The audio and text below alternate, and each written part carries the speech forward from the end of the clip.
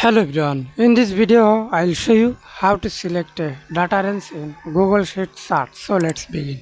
Example, select a on January, February and March. Then go to Insert tab, Chart, Column Chart, and now choose data range, add another range, select your data, click OK.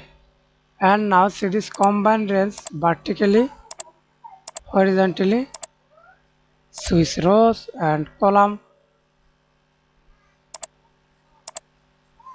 or directly